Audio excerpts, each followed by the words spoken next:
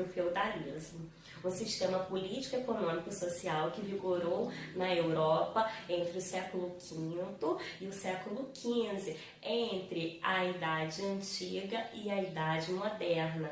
A Idade Média, para os pensadores da Idade Moderna, foi conhecida como o período das trevas, da escuridão, onde não houve produção intelectual. Por quê? Porque foi um período sem muito questionamento. A igreja ditava a verdade absoluta, inquestionável, e era proibido questionar.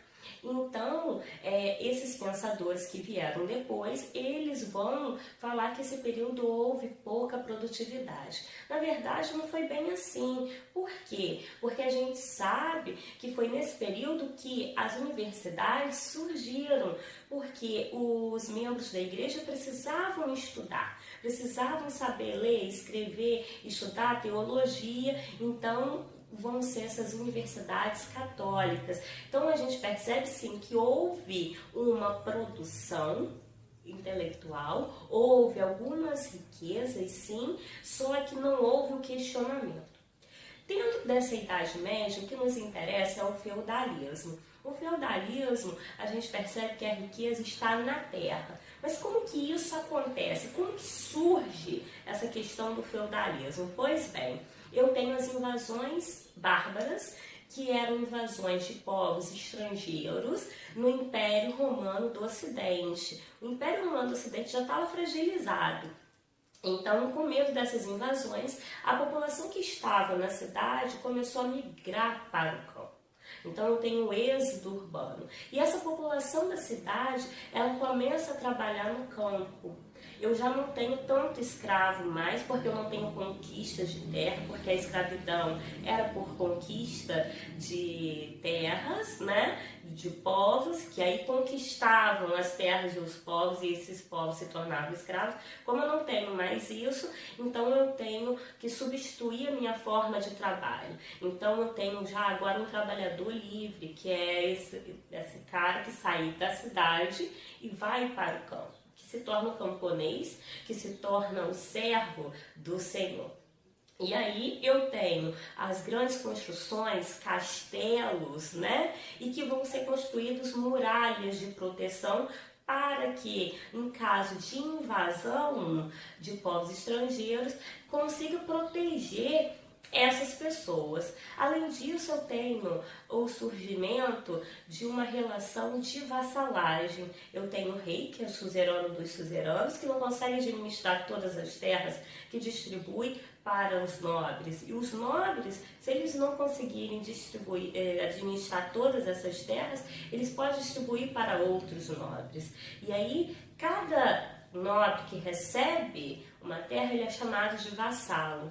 Então ele tem que, por obrigação, administrar essas terras, plantar essas terras, cobrar os impostos destas terras e, em caso de invasão, servir de proteção ao seu suzerano, configurando, formando um exército poderoso. Então era uma relação de troca entre suzerano e vassalo. Era uma relação de fidelidade. O feudo era independente, então eu tenho um poder descentralizado, um poder político, porque cada senhor feudal mandava no seu feudo, estabelecia as regras do seu feudo, estabelecer suas leis, o que ia produzir, o que não ia, a sua própria moeda. E aí eu tenho vários feudos com vários poderes diferentes, com várias regras diferentes. O que era comum nesses feudos? A divisão das terras. Eu tenho uma terra que é o chamado de manso senhorial, que eram as terras mais férteis, que eram do senhor feudal. Eu tenho as terras que eram chamadas de manso servil, que eram dos servos. E tenho o manso comum, que eram pastos, que eram pântanos, que eram florestas, que eram comum a todos e todos poderiam coletar, poderiam pescar, poderiam caçar nessas terras. E aí, como eu já falei para vocês, os senhores feudais eram responsáveis pela cobrança de impostos desses servos. Mas que impostos são esses? Os impostos, o primeiro, a corvéia, que era o trabalho compulsório, ou seja, obrigatório nas terras dos senhores feudais. O segundo eu tenho a talha, que era parte da produção que se tinha, que o servo produzia, tinha que ser dada ao senhor feudal. E o terceiro, a banalidade, que era o imposto cobrado pelos instrumentos dos senhores que eram utilizados pelos servos. Por exemplo, o servo ia produzir, ia fazer um pão, não tinha um instrumento necessário para fazer esse pão, ele tinha que pegar com o senhor. Então o senhor cobrava uma taxa a esse servo. Tá? Então eu tenho esses três principais impostos, ou seja, então no final o servo não ficava com quase nada. E aí por isso que muitas vezes gerava uma relação de dependência. Uma outra coisa importante saber da Idade Média é que eu tenho pouca mobilidade social. É uma sociedade marcada pela sociedade estamental, que eu tenho uma pirâmide em que eu tenho clero, nobres, servos. E esses servos que nasciam servos iam morrer servos. Da mesma forma que os nobres que nasciam nobres iam morrer nobres. Então não existia essa mobilidade social. E aí isso só surge muito depois, quando a burguesia luta pelas conquistas de direitos, que não é o nosso assunto agora.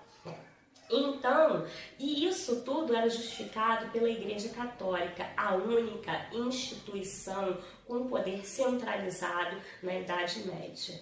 Ela era absoluta, inquestionável, ela era muito poderosa, tinha terras, tinha poder, tinha dinheiro, e cria o Tribunal da Inquisição para aquelas pessoas que tentassem questionar a igreja, seria preso, julgado e morto até em praça pública para servir de exemplo para outras pessoas não fazerem o mesmo.